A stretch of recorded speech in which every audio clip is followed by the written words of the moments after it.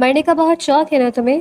وہ غرایا۔ نہیں پلیز، اس کتے کو دور کرو، قرآن سے اوپر بولی، جبکہ نگاہیں یہاں وہاں گھومتی اپنی فرار کی راہ تلاش رہی تھی۔ مقابل اس کی ایک ایک حرکت نوٹ کر رہا تھا۔ جب ہی اسے نکلتے دیکھ کر اس کے ارد گرد بازو رکھتا اس کی فرار کی راہیں بند کر گیا۔ ایک ہفتے پہلے اس کو دیکھا تھا۔ وہ معصوم یتیم لڑکی اپنی چچی کے گھر رہتی، ان کے ظلم سہتی تھک چکی تھی۔ وہ چچی کی بیٹی کے ساتھ واک پہ نکلی تھی جب اس خان کی نظر اس کے حسن پر پڑی اور وہ اس کا دیوانہ ہو کر اسے اٹھا لایا۔ مجھے گھر جانا ہے، اسے ٹھیک دیکھ کر وہ شکر کی سانس بھر گیا۔ اگر اسے ذرا سا کچھ ہو جاتا تو وہ نہ جانے کیا کر جاتا، جب اچانک اس کی نگاہ اس کی گردن کے نشان۔ پائل مت جاؤ مجھے چھوڑ کر پائل، میں تمہارے بغیر نہیں رہ سکتا پائل۔ وہ ڈرامائی انداز میں بھاگتے بھاگتے اچانک سڑک پہ گرتا، اس قدر درد سے بھرے انداز میں چیخا کہ دوسری جانب سے آتی تحریم اور ظائشہ نے حیرت سے ان کی طرف دیکھا۔ تحریم نے تو اس عجوبے کو دیکھ کر اگنور کیا تھا، جبکہ ظائشہ کے نرم دل میں رحم پیدا ہو چکا تھا۔ تحریم، یہ آدمی کیوں رو رہا ہے؟ وہ اس کے چیخنے کو رونا سمجھتی معصومیت سے پوچھنے لگی تو تحریم نے حیرت سے اس کی جانب دیکھا تھا۔ اگر اس لڑکے نے سن لیا نا کہ تم نے اس آدمی کہا ہے تو اس نے یہی تمہاری گردن مڑوڑ۔ جلدی سے ٹرے میں ہر چیز رکھ کر لے کر آؤ، اور خبردار جو تم نے اپنی یہ زبان ان کے سامنے کھولی۔ ماریہ بیگم اس دوشیزہ کی تھوڑی کو اپنی گرفت میں لے کر اس قدر غصے سے بولی کہ اس نے ڈر کے مارے آنکھیں میچتے زور زور سے اسبات میں سر ہلایا۔ دفع ہو، کام پہ لگو اب۔ اس کا چہرہ ایک جھٹکے سے چھوڑ کر وہ حقارت سے بولتی واپس پلٹ گئی تو وہ روتے ہوئے اپنی آواز دبانے کی خاطر منہ پہ ہاتھ جما گئی۔ آنسو رگڑتے جا رہے تھے جبکہ سانس اٹک رہی تھی۔ یہ سلوک روز اس کے ساتھ ہوتا تھا، مگر آج نہ جانے کیوں اس کے آنسو بہہ نکلے تھے۔ وہ تھک گئی تھی یہ خاموش ظلم سہ سہ کر۔ اب یہ ظلم برداشت کرنے کی سکت نہیں تھی اس کے لاچار وجود میں۔ وہ بے حد کمزور ہو چکی، یہاں تک کہ بعض اوقات اس سے چلنا محال ہو جاتا تھا، مگر یہاں اگر چلو گے تو زندہ رہو گے والا حساب تھا۔ کچھ دیر بعد خوب رو لینے کے بعد وہ اپنے آنسو صاف کر کے منہ دھوتی ہوئی کام پہ لگ گئی۔ وہ بے تحاشا حسین تھی، اتنی حسین کہ لڑکیاں بھی اس کا حسن دیکھ کر میسمرائز ہو جاتی تھیں۔ اس کا یہی حسن اس کے لیے وبال جان بن گیا تھا۔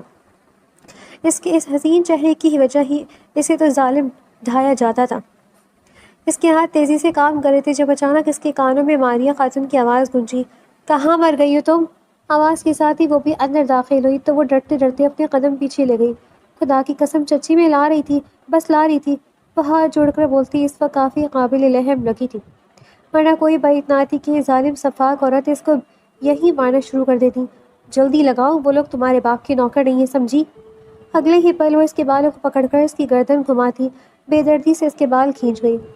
جب وہ اپنی چیخ کا گلا گھونٹنے کے لیے اپنے لبوں پہ ہاتھ جما گئی، جانتی تھی چیخے گئی تو جان سے جائے گی۔ جلدی آؤ، اس پہ اپنا ظلم ڈھا کر تسکین حاصل کرنے کے بعد وہ باہر کی جانب قدم بڑھا گئی، جب اگلے ہی پل وہ بھی ساری چیزوں کو سیٹ کرتی اپنے قدم ان کے پیچھے اٹھا کر لے آئی۔ ڈرائنگ روم میں انٹر ہوتے ہی اس کا سامنا کئی قسم کے چہروں سے ہوا تھا۔ بیٹی کتنا پڑھی ہے؟ تبھی اس کے کانوں سے کسی خاتون کی آواز ٹکرائی۔ جی میری بیٹی نے تو BA کیا ہے، آگے بھی پڑھنا ہے، بس لے کی کچھ ہی دیر میں ایڈمیشن۔ چچی کا جھوٹ عروج پر تھا کیونکہ ان کی بیٹی نے میٹرک بھی پاس نہیں کیا تھا، اسے پڑھنے کا شوق ہی نہیں تھا۔ ماشاءاللہ، بیٹی کہاں تک پڑھنے کا ارادہ ہے؟ وہ پیار سے پوچھتی تحریم کی جانب دیکھنے لگی جو بلا وجہ شرمائے جا رہی تھی۔ تحریم کا دل دھک سے رہ گیا، اب وہ انہیں کیا پتا تھی کہ وہ کہاں تک پڑھنے کا ارادہ رکھتی ہے۔ اس کو تو یہ بھی نہیں پتا تھا کہ تعلیم ہوتی کہاں تک ہے۔ جہاں تک آپ لوگ پڑھنے کی اجازت دیں۔ جان بوجھ کر دوپٹے کو منہ کے آگے رکھ کر شرمانے کی ناکام ایکٹنگ کرتے وہ شرمیلی آواز میں بولی تو عورت واری جانے لگی، بشرا باجی، میں تو کہتی ہوں لڑکی بڑی سلجھی اور گھریلو ہے، پھر کیا سوچا آپ نے؟ اس عورت نے اپنے ساتھ بیٹھی عورت کو مخاطب کرتے کہا جس کی نگاہیں چائے سرو کرتی لڑکی پر تھی، یہ بچی کون ہے؟ بشرا بیگم نے ظائشہ کی جانب اشارہ کرتے ہوئے پوچھا تو وہ سب ایک پل کے لیے ساکت رہ گئی۔ ارے یہ تو ملازمہ ہے گھر کی۔ ماریہ بیگم نے انتہائی جلد بازی میں اس کا تعارف کروایا، جبکہ ظائشہ نے بے یقینی سے اپنی چچی کو دیکھا۔ وہ اسے ایک ملازمہ بنا گئی تھی صرف اس لیے کہ وہ خاتون اسے پسند نہ کر لے۔ ماشاءاللہ، بڑی پیاری ملازمہ ہے۔ بشرا بیگم اب بھی اس سے امپریس نظر آ رہی تھی۔ جی، ماریہ بیگم نے مارے مروت کے کہا تو وہ اپنی جگہ سے اٹھ کر باہر کی جانب بڑھ گئی۔ وہ مزید اس گھٹن زدہ ماحول میں نہیں رہنا چاہتی تھی جہاں صرف اور صرف جھوٹ تھا۔ یہ بچی بڑی پیاری ہے، اس کے گھر کا پتہ دے سکتی ہیں آپ ہمیں؟ بشرا بیگم ظائشہ سے کچھ زیادہ ہی امپریس ہو چکی تھی۔ ماریہ بیگم کا کلیجہ حلق کو آیا۔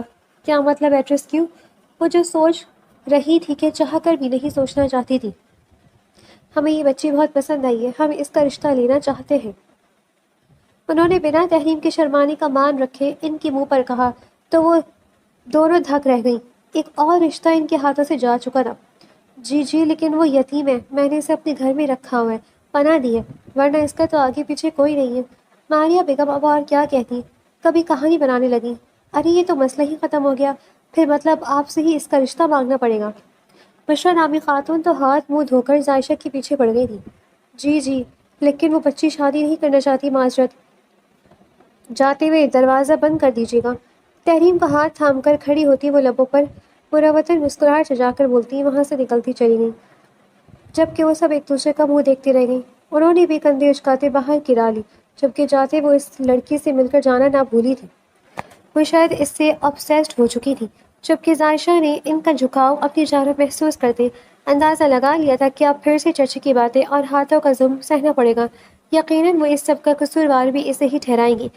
کبھی کبھی تو اسے لگتا تھا کہ وہ جان بوجھ کر ان لوگوں کو بلاتی تھی کہ وہ دیکھنے کہ تحریم کو آئے اور پسند ان کو کر جائے، جبکہ ان کی واپسی پر پھر سارا قصور عائشہ کا نکال کر اسے نئی قسم کی اذیت دیتی۔ یہ منظر خان حویلی کا تھا، جہاں ایک محل نما کمرے میں موجود کنگ سائز بیڈ پر ایک نہایت خوبصورت شخص تکیے میں منہ گھسیڑے گہری نیند میں تھا، جبکہ ایک 5 سالہ بچہ اس کی پشت پر بیٹھ کر اسے نیند سے جگانے کی کوشش کر رہا تھا۔ ماموں اٹھ جاؤ نا یار، آج ہم نے آئس کریم کھانے جانا ہے۔ وہ کب سے اپنے چھوٹے چھوٹے ہاتھوں سے اس کی کمر پہ تھپکیاں دیتا اسے بے حد محبت سے اٹھا رہا تھا، مگر مقابل شاید نشہ کر کے سویا تھا۔ ماموں، اگر آپ نہ اٹھے تو میں آپ کی شکایت ممانی کو لگاؤں گا۔ وہ ننھا سا بچہ اب کبھی کبھار دھمکیوں پر اتر آیا تو ابرار خان نے پٹ سے اپنی آنکھیں نیند سے خمار لبریز آنکھیں اٹھا کر اس کی جانب دیکھا، جو نہایت معصومیت سے اسے ہی تک رہا تھا۔ کون سی ممانی تمہاری، ذرا بتانا، پسند کرو گی تم؟ وہ حیرت سے اس سے پوچھتا اس کا اپنے حصار میں بھر کر اپنے پہلو میں لٹا گیا۔ ارے وہی ممانی جس کو خواب میں دیکھنے کے لیے آپ اتنی دیر تک سوتے ہو، اور پھر آپ کو جگانے پہ آپ غصے سے بڑی بیٹی یا آنکھیں کر کے گھورتے بھی ہو۔ وہ چھوٹا سا بچہ اتنی بڑی بات اتنی سنجیدگی سے کہہ رہا تھا کہ اگلے ہی پل ابرار خان کا دلکش قہقہا کمرے کے فضا میں گونجا۔ میں قربان، میں کسی کو دیکھنے کے لیے نہیں سوتا۔ وہ ہنستا ہوا اپنے بھانجے کو چٹا چٹ چوم گیا۔ وہ باتیں ہی اتنی پیاری کرتا تھا کہ وہ نہ چاہتے ہوئے اس پر اپنا پیار نچھاور کر جاتا تھا۔ اٹھو نا، آپ نے بولا تھا کہ اگر میں ٹیسٹ میں فضول مارکس آئے تو آپ مجھے آئس کریم کھانے لے کر جاؤ گے۔ وہ اس کے کسرتی سینے پر ہاتھ پھیر کر اس کے سینے کو گہری نگاہوں سے دیکھ رہا تھا، جبکہ اس کی محویت پر ابرار خان لب دبا گیا۔ وہ جانتا تھا وہ اس کی باڈی کی شیپ کو دیکھ رہا ہے، جب اس کے بولنے کا انتظار کرنے لگا۔ ماموں جان، آپ ڈیزائن والے ہیں۔ اگلی پل وہ اس کی سوچ کے عین مطابق اس کی باڈی پہ کامنٹ پاس کر گیا۔ ابرار خان کا ایک اور دلکش قہقہا کمرے کی زینت بنا۔ مت کر یار، کتنا ہنسائے گا، میرے پیٹ میں ہی مڑوڑ اٹھ رہے ہیں اب۔ وہ اس کے پیٹ پہ گدگدی کر کے بولتا اسے کھلکھلانے پر مجبور کر گیا، جبکہ اپنے ماموں کا مستی والا موڈ آن دیکھ کر وہ روحان خان گھر سواری کو بھولتا اس کے ساتھ کھیلنے میں مصروف ہو گیا۔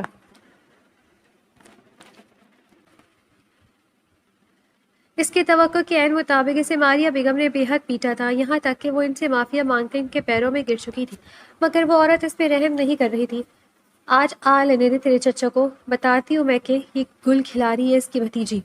تمہیں اس گھر سے باہر نکال کر نہ پھینکا تو میرا نام بدل دینا۔ وہ اس کے پیٹ پہ اپنے پاؤں سے ٹھوکریں مار کر اندر کے جانا پڑتی بول رہی تھی، جبکہ پیچھے وہ سسکتے ہوئے اللہ سے رحم کی بھیک مانگ رہی تھی۔ اس قدر ڈھیٹ ہڈی تھی اس کی کہ اسے موت بھی نہیں آتی تھی۔ اب تو اس کا جسم بھی یہ تشدد سہ کر تھک چکا تھا، عادی ہو چکا تھا۔ اب وہ یہ درد زیادہ محسوس نہیں کرتی تھی، مگر جب کرتی تھی تو اپنے ساتھ ساتھ ان ہواؤں کو بھی رلا دیتی تھی۔ وہ رات کی تنہائیوں میں اکیلی روتی تھی، اس کے ساتھ رونے والے انسان نہیں تھے۔ اسے خود سے ملالہ والی فیلنگز آتی تھی کہ اس کے غم میں ہر کوئی روتا تھا سوائے انسانوں کے۔ انسانوں نے اس پہ کبھی رحم نہیں کھایا تھا، اسے انسان اچھے بھی نہیں لگتے تھے، لگتے بھی تو کیسے، کبھی اچھے انسانوں سے اس کا پالا ہی نہیں پڑا تھا۔ اللہ مجھے صبر دے۔ وہ زمین پر آندے منہ گرے بے بسی سے یہی الفاظ دہرا رہی تھی، جبکہ اس کے کپڑے جگہ جگہ سے پھٹ چکے تھے۔ کچھ دیر بعد اپنے لاچار وجود کو گھسیٹتے ہوئے وہ ایک سٹور نما کمرے میں بند ہو گئی۔ ابھی اسے کچھ دیر رونا تھا، اپنے اللہ سے گفتگو کرنی تھی، اس سے شکوے کرنے تھے، اس سے منت کرنی تھی کہ اسے اپنے پاس بلا لے۔ وہ اب اس دنیا کا بوجھ نہیں سہ سکتی تھی۔ بچپن میں اس کے ماں باپ مر گئے تھے، جبکہ اس معصوم کو اس کے چچا چچی کے حوالے کر کے گئے تھے۔ ماں باپ کے ہوتے اس کے چچا چچی نے اسے بے تحاشا پیار دیا تھا، یہی وجہ تھی کہ وہ ان کا پیار دیکھ کر اپنی پھول سی بیٹی ان کے سپرد کر گئے تھے۔ وقت گزرتا گیا اور عائشہ بڑی ہوتی گئی، جبکہ وقت کے ساتھ ساتھ ماریہ خاتون کا رویہ اس کے ساتھ بدلتا گیا۔ ظلم بڑھتا گیا، جبکہ ان کی بے بسی کی بیٹی تھی تحریم، جس پہ انہوں نے کبھی غصے کی نگاہ بھی نہ ڈالی تھی، مگر اس معصوم پہ تو گھر کا کوئی ہتھیار نہیں تھا جو آزمایا نہ گیا ہو۔ صحیح کہتے ہیں، اپنی اولاد اپنی ہوتی ہے، جبکہ ایسا کیوں کہتے ہیں وہ کبھی سمجھ نہیں سکی تھی۔ وہ بھی تو کسی کی اولاد تھی، اسے بھی تو کسی نے پالا تھا، پھر اپنی اولاد اپنی اور دوسرے کی اولاد حیوان کیوں لگی تھی؟ وہ یہ بات آج تک سمجھ نہ پائی تھی۔ خان حویلی میں صرف دو فیملیز قیام پذیر تھی۔ یہ حویلی دو بھائیوں کی ملکیت تھی، وہ بھائی جن کی محبت کی مثال زمانہ دیتا تھا۔ اس دور میں جہاں بھائی ہی بھائی کا دشمن تھا، وہ دونوں اس بات کو غلط ثابت کرنے کی صلاحیت رکھتے تھے۔ یہ حویلی تھی اجلال خان اور بلال خان کی، جہاں وہ اپنی اپنی فیملیز کے ساتھ رہائش پذیر تھے۔ اجلان خان کی شادی فرح خان سے ہوئی تھی، جن کے 3 بچے تھے۔ بڑا بیٹا کبیر خان جو شادی شدہ تھا، اس کی شادی اجلان خان کے دوست کی بیٹی زرمینہ خان سے ہوئی تھی، مگر اس کی اولاد کوئی نہیں تھی۔ اس کے بعد چھوٹی بیٹی زوبیہ خان تھی، جس کی شادی اس کے خالہ زاد ولی خان سے ہوئی تھی۔ اس کا ایک بیٹا تھا روحان خان۔ اس کے بعد آخر میں ابرار خان تھا۔ ان دونوں کا چہچہا لاڈلا مگر غصے کا بے حد تیز، اپنے لوگوں کے لیے جان لینے والا اور جان دینے والا۔ اس کے بعد تھے بلال خان، تو ان کی شادی ان کی پسند سی زہرا خان سے ہوئی تھی۔ ان کے 2 بچے تھے، بڑا بیٹا اذہان خان جو ابرار کا ہی ہم عمر تھا، جبکہ چھوٹی بیٹی فریحہ خان جو حویلی کی سب سے چھوٹی اور لاڈلی بیٹی تھی۔ سنو، میں باہر واک پہ جا رہی ہوں، چلو گی؟ تحریم جو اپنے فون کو ہاتھ میں پکڑ کر کانوں میں ہینڈ فری لگا کر کم ٹھوس زیادہ رہی تھی، اس کی جانب دیکھتے ہوئے بولی، تو وہ استہم کر سر نفی میں ہلا گئی۔ کیا ایسے ڈر کیوں رہی ہو؟ کھا تھوڑی جاؤں گی تمہیں؟ اماں نہیں ہوں میں، بتاؤ چلو گی؟ وہ اسے نرم لہجے میں پوچھنے لگی، تو عائشہ نے فوراً سے نفی میں سر ہلایا۔ چچی ماریں گی؟ وہ ڈرتے ہوئے بولی، تو تحریم نے گہری سانس بھری۔ چھوڑو، وہ باہر گئی ہیں، جلدی نہیں آئیں گی، آ جاؤ تم۔ وہ اس کی کلائی تھام کر لاپرواہ انداز میں بولتی باہر کی جانب بڑھ گئی، جبکہ عائشہ نے حیرت سے اس کا یہ روپ دیکھا تھا۔ وہ کیوں کر رہی تھی یہ سب، عائشہ سمجھ نہ پائی، مگر اس کا رویہ کبھی کبھی عائشہ کے ساتھ بے حد اچھا ہو جاتا تھا، شاید کبھی کبھی اس کا ضمیر جاگ جاتا تھا۔ چلو واک کرنی ہے، بس یہاں سے تھوڑا سا آگے تک ہی جائیں گے۔ سڑک پہ آتی ہوئے اس کو اشارے سے بتانے لگی، جس پہ سر ہلا گئی۔ وہ اس کو سمجھ نہیں آئی تھی کہ اس نے کیا کہا ہے، مگر اس نے ذہن نشین کر لیا تھا کہ اسے بس اس کے پیچھے پیچھے ہی رہنا ہے تاکہ راستہ نہ بھٹک جائے۔ وہ بے حد معصوم تھی، اس نے باہر کی دنیا کبھی نہیں دیکھی تھی، کیونکہ اس کی چچی نے اسے کبھی نکلنے نہیں دیا تھا، یہاں تک کہ کبھی اسے اس گھر سے بھی نہیں نکلنے دیا تھا۔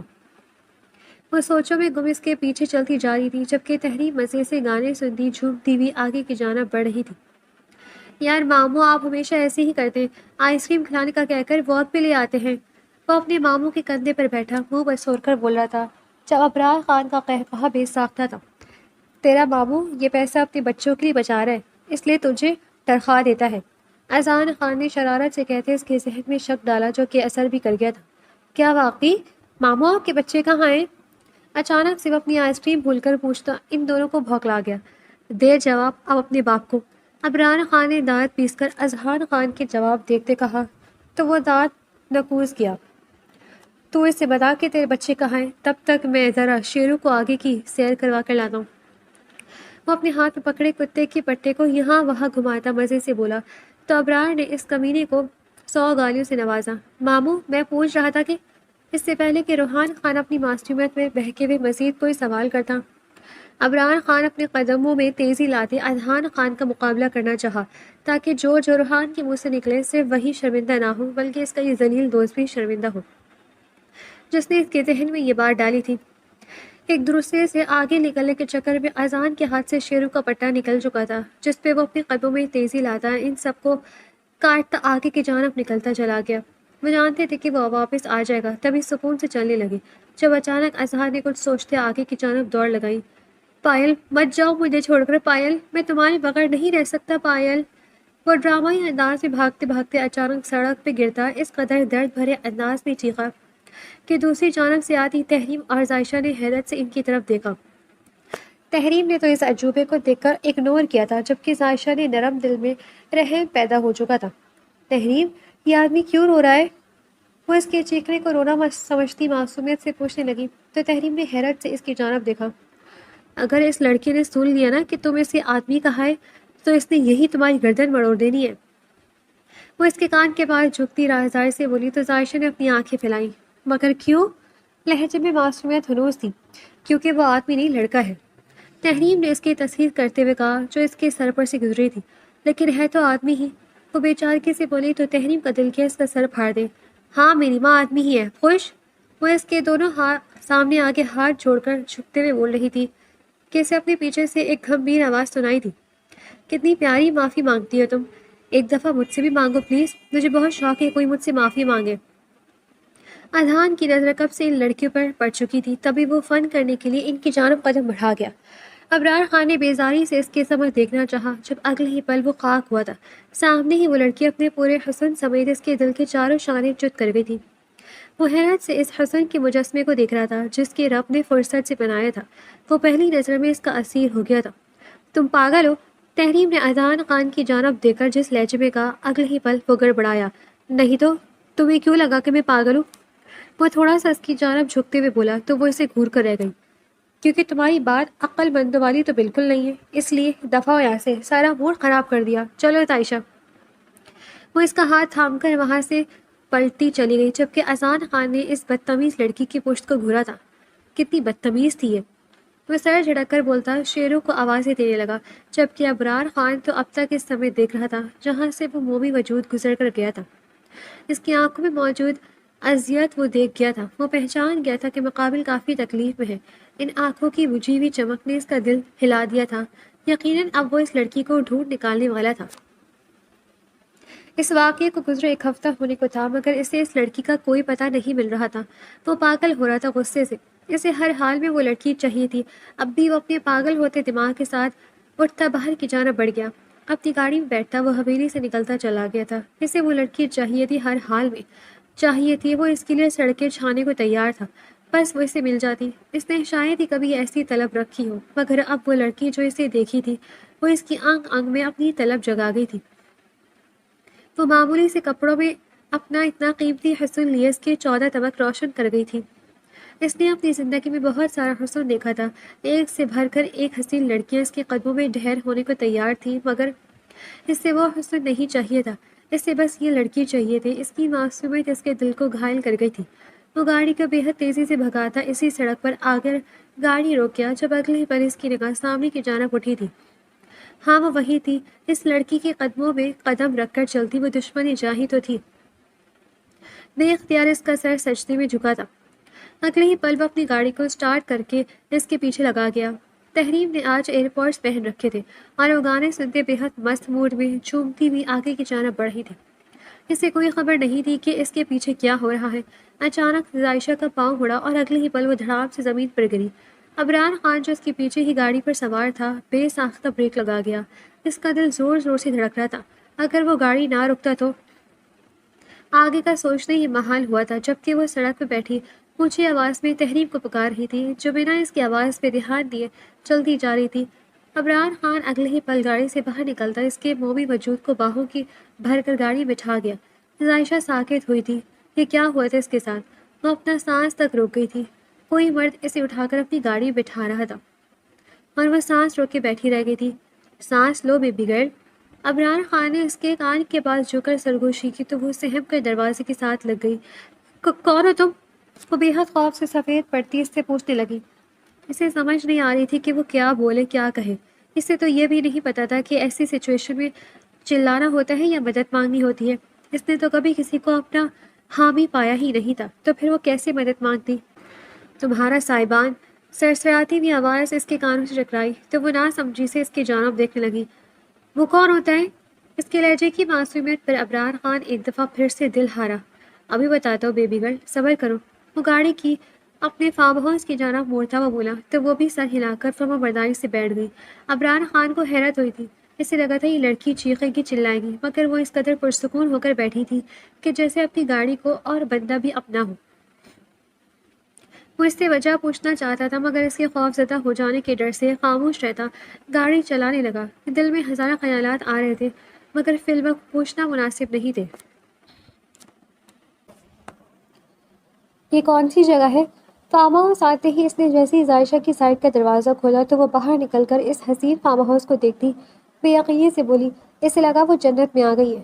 اس قدر خوبصورت منظر اس نے اپنی زندگی میں کبھی نہیں دیکھے تھے۔ یہ میرا فارم ہاؤس ہے۔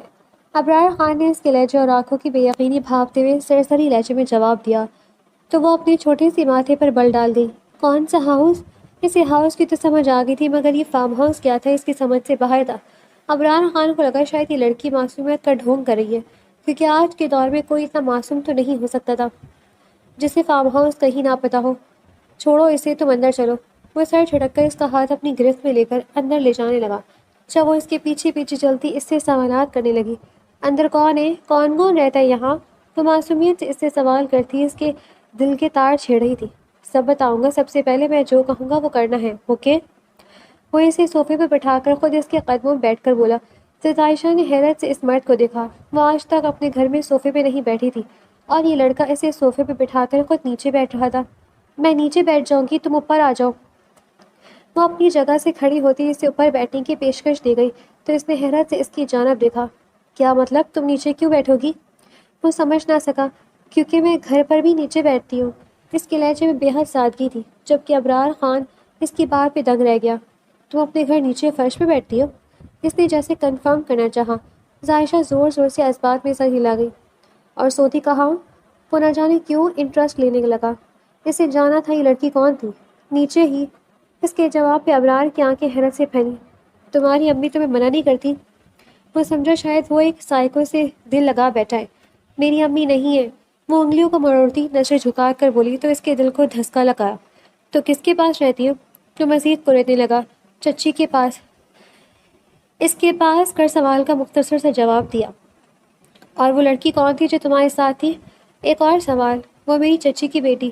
جواب اصلی معصومیت سے آیا تھا۔ اور وہ لوگ کہاں سوتے ہیں؟ وہ بھی نیچے ہی سوتے ہیں۔ اسے لگا شاید وہ غریب ہے تبھی نیچے سوتے ہیں۔ نہیں، ان کے پاس بیڈ ہے۔ اس کے جواب پہ اسے اپنے دماغ میں شرارت پھوٹتے محسوس ہو رہے تھے کہ کیا کہی تھی وہ اس کی ساری معلومات بعد میں نکلوانے کا سوچتا اپنے دوستوں کو کال کر گیا۔ اگلے ہی پل اس نے ادھان کے نمبر پر میسج چھوڑتے اپنے قدم کچن کی جانب بڑھائے۔ اس کا ارادہ اس کے لیے کچھ بنانے کا تھا، جبکہ جانے سے پہلے وہ اسے صوفے پر بٹھا کر اس کے ہاتھوں میں پھل اور چھری پکڑا گیا کہ جب تک وہ کچھ بنا نہیں لیتا وہ اس پھل سے گزارا کرے جس پہ اس نے سر ہلایا تھا۔ وہ بھرپور طریقے سے مگر انداز میں کھانا بنانے میں مصروف تھا جب اسے باہر سے چیخو پکار کی آواز آئی۔ اگلے ہی پل وہ عائشہ کا سوچتے باہر کی جانب بھاگا۔ جب اگلا منظر دیکھتے اس کی آنکھیں حیرت سے باہر کو اگلی۔ سامنے ہی وہ چھری کو کلائی پر رکھے ٹیبل کے اوپر چڑھے کتے کو دھمکیاں دے رہی تھی۔ میرے سے پیچھے ہو جا ورنہ میں اپنی جان لے لوں گی۔ وہ روحان سے ہوتے کبھی اس کو چھری دکھاتی تو کبھی اپنی کلائی پہ رکھتی، جبکہ ابرار خان نے بے یقینی سے اس کی جانب دیکھنے لگا۔ کیا وہ پاگل تھی؟ وہ ایک کتے کو دھمکیاں دے رہی تھی کہ وہ اپنی جان لے لے گی۔ کیا کتا اس کی بات سمجھ سکتا تھا؟ وہ ہنوز بے یقین وہیں کھڑا تھا جب اچانک اس کی چیخ پہ وہ آگے کی جانب آتا شیرو کو اپنی جگہ پہ رہنے کا حکم دے گیا۔ اگلی پل وہ اس کے ہاتھ سے چھری کھینچ چکا تھا اور اس کو بازو سے پکڑ کر دیوار سے لگا گیا۔ زیادہ شوق ہو رہا ہے تمہیں مرنے کا؟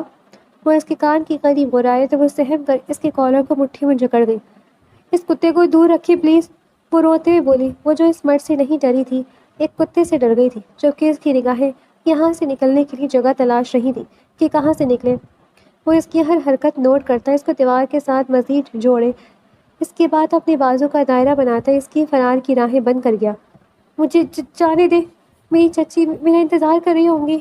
اسے تب سے اپنی چچی یاد نہیں آئی تھی، مگر یہ کتا دیکھ کر اسے اپنی چچی یاد آ گئی تھی۔ کیا کرتی کہ شکل تمہاری چچی سے ملتی ہے، جو تمہیں اسے دیکھ کر ان کی یاد ستا گئی۔ وہ شاید اسے ہنسانا چاہتا تھا مگر مقابل کبھی مسکرائی ہی نہیں تھی، اس لیے اب بھی خاموشی سے اس کی جانب دیکھنے لگی۔ ابرار نے اس کی کلائی کو دیکھا تھا، شکر ہے اسے کوئی چوٹ نہیں آئی تھی، ورنہ اگر اسے ہلکی سی بھی خراش آ جاتی تو وہ آج شیرو کو بھی قتل کر دیتا تو کم تھا۔ وہ پیچھے ہٹنے کا والا تھا جب اس کی نگاہ اس کی گردن کے نشان پڑی۔ یہ کیا؟ وہ ہاتھ لگا کر پوچھنے ہی والا تھا جب وہ اس کا ہاتھ جھٹک گئی۔ مجھے میرے گھر جانا ہے، وہ چیخی تھی۔ یہ شخص اس کی بات کو سن نہیں رہا تھا، جبکہ اپنی چچی کا سوچ سوچ کر اب اس کی جان نکل رہی تھی۔ نہیں جا سکتی تم کہیں بھی، یہ میری قید ہے، میری سلطنت، میری دنیا، تم اس دنیا سے کبھی باہر نہیں جا سکتی۔ وہ اس کے کان کے پاس اپنے لب رکھتا گرایا تو وہ سمٹ کر رہ گئی۔ کچھ دیر میں ہمارا نکاح ہوگا، اس لیے اگر اپنے گھر جانا چاہتی ہو تو شرافت سے نکاح پڑھ لینا، ورنہ ساری زندگی یہیں قید کر دوں گا۔ وہ اس کے بالوں میں ہاتھ رکھ کر اس کے سر کو تھپک کر بولتا، شیرو کو وہاں سے نکلنے کا اشارہ کیے خود بھی کچن کی جانب بڑھ گیا، جبکہ وہ پیچھے نیچے بیٹھتی چلی گئی۔ کچھ ہی دیر میں ان کا نکاح ہو چکا تھا، جبکہ اذان کو تو مرغی کے دورے پڑ رہے تھے۔ وہ نکاح کر چکا تھا، یہ بات اس کو جینے نہیں دے رہی تھی۔ تو نے اچھا نہیں کیا۔ نکاح کے بعد اسے مبارکباد دیتے اس نے جس لہجے میں کہا، ابرار خان کا قہقہہ بھی ساختہ تھا۔ تیرے لیے بھی ڈھونڈ لیتے ہیں، اس نے شرارتی انداز میں کہا تو اذہان نے منہ بنایا، اپنے لیے تو نے خود ڈھونڈی ہے، میرے لیے بھی تو ڈھونڈے گا؟ میں جان نہ لے لوں اپنی، خود ڈھونڈ لوں گا میں تو اپنی پہ، دھیان دے۔ وہ سر جھڑک کر بولتا، اس کو قہقہہ لگانے پر مجبور کر گیا۔ جل کیوں رہا ہے؟ مل جائے گی نا تجھے بھی۔ ابرار کا چہرہ بے حد کھلا ہوا تھا، محبت مل جانے کی چمک اس کے چہرے پہ الگ سے دکھ رہی تھی۔ اتنی آسانی سے تو ملنے والی نہیں ہے، مگر ڈھونڈ سکتے ہیں۔ اس نے گہری سانس بھری تو وہ مسکرا کر رہ گیا۔ تھوڑی دیر بعد اپنے سب دوستوں کو الوداع کرتا وہ کمرے میں آئے تو میڈم سامنے ہی رونے کا شغل فرما رہی تھی۔ وہ آگے بڑھتے اس کا بازو تھام کر اسے اپنے سینے سے لگا گیا۔ کیوں رو رہی ہو میری زندگی؟ میں آ گیا ہوں نا، اب تمہیں کبھی رونے نہیں دوں گا۔ وہ اس کے ماتھے پہ لب رکھ کر اپنی محبت کی پہلی مہر ثبت کرتے بولا تو وہ سسکی لے گئی۔ میری چچی مجھے ماریں گی۔ وہ روئی جا رہی تھی جب ابرار نے اس کے آنسو صاف کیے۔ میں ہاتھ نہ توڑ دوں ان کے، اگر کسی نے تمہیں ہاتھ لگائے تو۔ وہ اس کے آنسو صاف کر کے پیار سے بولا تو وہ رونا بھولی اسے دیکھنے لگی۔ آپ ہاتھ توڑ دو گے؟ اس کے لہجے میں خوشی ہی خوشی تھی۔ ابرار نے ہاں میں سر ہلایا۔ یہ دیکھو پھر، یہ دیکھو، یہ دیکھو۔ وہ اپنے بازو کو اوپر کر کے اپنے جسم پہ بنے داغ دکھانے لگی۔ اگلے پل وہ اپنے کندھوں سے تھوڑی سی شرٹ کو ہٹا کر اسے وہاں بنے بھی نشان دکھانے لگی، جنہیں دیکھتے اس کی آنکھیں حیرت سے پھٹی جا رہی تھی۔ یہ سب کس نے کیا؟ کافی دیر بعد وہ کچھ بولنے کی ہمت کر پایا تھا۔ میری چچی نے، اس نے روتے ہوئے بتایا تو وہ لہو رنگ آنکھیں لیے ان نشانوں کو دیکھنے لگا۔ میری جان! اگلے ہی پل وہ اس معصوم پہ ڈھا گئے اس ستم کو دیکھتا اس کو سینے سے لگا گیا۔ میں وعدہ کرتا ہوں جس نے تمہیں یہ زخم دیے سب کو ان کے کیے کی سزا دلواؤں گا۔ وہ اس کے سر پہ ٹھوری ٹکا کر بولتا، محبت سے اس کے بالوں میں لپ رکھ گیا۔ جب اس نے معصومیت سے سر اٹھا کر اس کی جانب دیکھا، وعدہ؟ وہ اس قدر سادے اور پیار لہجے میں بولی اور پوچھ رہی تھی کہ وہ چاہ کر بھی انکار نہ کر سکا۔ ہاں وعدہ۔ اس کے ہاتھوں کو ہونٹوں سے لگا کر بولتا وہ محبت سے گویا ہوا تو وہ خوشی سے کھلکھلاتے اس کے گلے لگ گئی۔ مجھے بھوک لگی ہے۔ اس نے سر اٹھا کر فرمائش کی تو وہ اس کی ناک کی ٹپ کو انگلی سے چھیڑتا اسے لیے نیچے کی جانب بڑھا۔ آؤ تمہیں کچھ بنا کر کھلاتا ہوں۔ وہ اس کے کندھے پر ہاتھ رکھتا اسے لیے نیچے کی جانب جانے لگا، جبکہ وہ اس کے ساتھ باتیں کرتی، اس سے طرح طرح کے سوال پوچھتی اس کو مسکرانے پر مجبور کر گئی۔ میرا شیر تمہیں دیکھ کر بہت خوش ہوگا۔ روحان کی معصوم شکل یاد کرتا وہ محبت سے بولا تو اس نے ناسمجھی سے آبرو چکایا۔ کون سا شیر؟ اس کا لہجہ بےتابی سے بھرا ہوا تھا۔ میرا بھانجا، مطلب میری بہن کا بیٹا۔ اس کے لہجے میں اپنی بہن کے بیٹے کے لیے محبت ہی محبت تھی۔ کیا وہ بہت چھوٹا ہے؟ اس نے ایکسائٹیڈ ہوتے پوچھا تو وہ ہاں میں سر ہلا گیا۔ ہاں وہ محض 5 سال کا ہے۔ اس کے بتانے پہ دائشہ کی آنکھیں بے اختیار چمکی۔ آپ کو پتہ ہے مجھے بچے بہت پسند ہیں، وہ اپنی ہی دہا میں بولی جب ابرار خان نے اس کی جانب ذو معینی نگاہوں سے دیکھا۔ اچھا واقعی؟ وہ جان بوجھ کر بال کو تول دینے لگا تو وہ زور زور سے سر ہلا گئی۔ ہاں اور نہیں تو کیا، میرا دل کرتا ہے میرے پاس اتنے سارے ڈھیر سارے بچے ہوں۔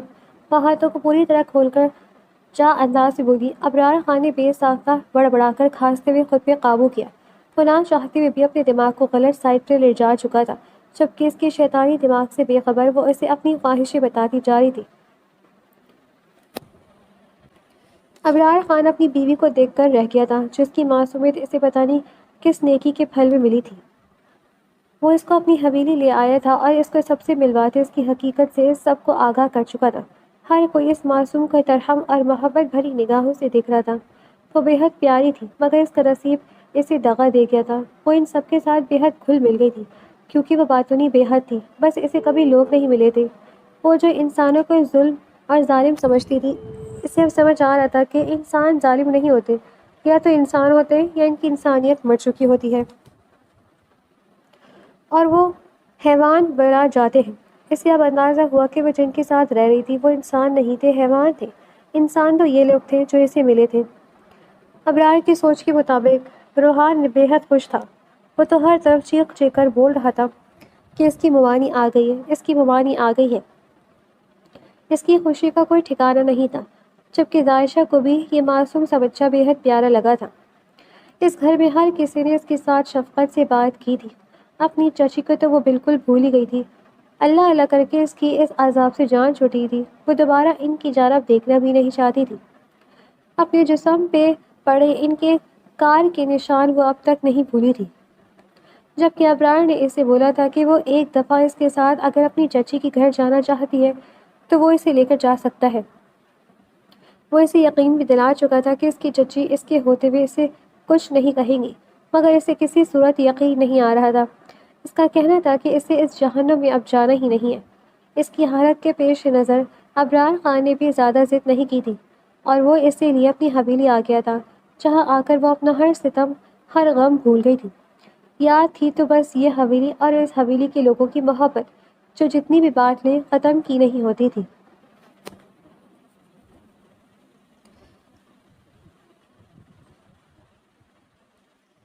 دن گزرتے جا رہے تھے اور وہ اس کی محبت میں بے حد سمجھدار ہوتی جا رہی تھی۔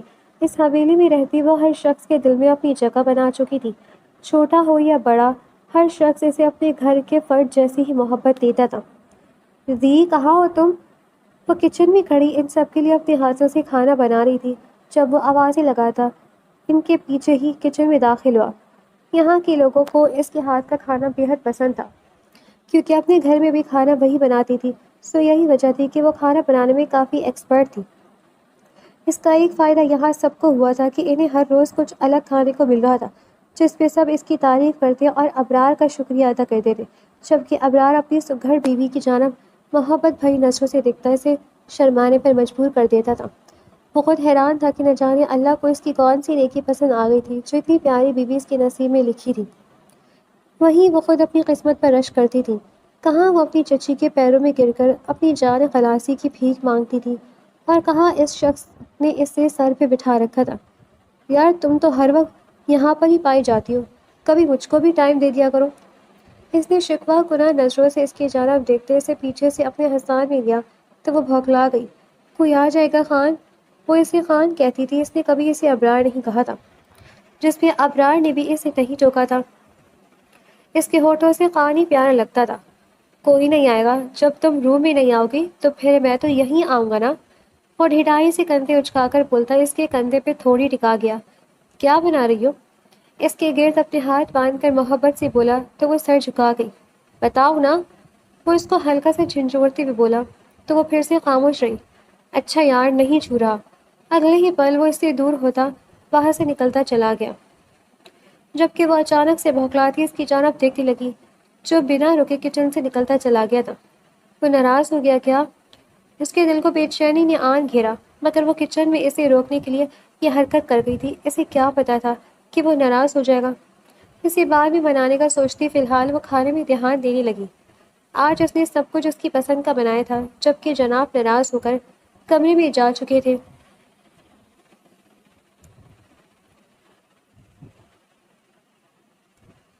کچھ دیر بعد وہ کمرے میں آئی تو وہ اندھے منہ بیڈ پر گرا ہوا تھا۔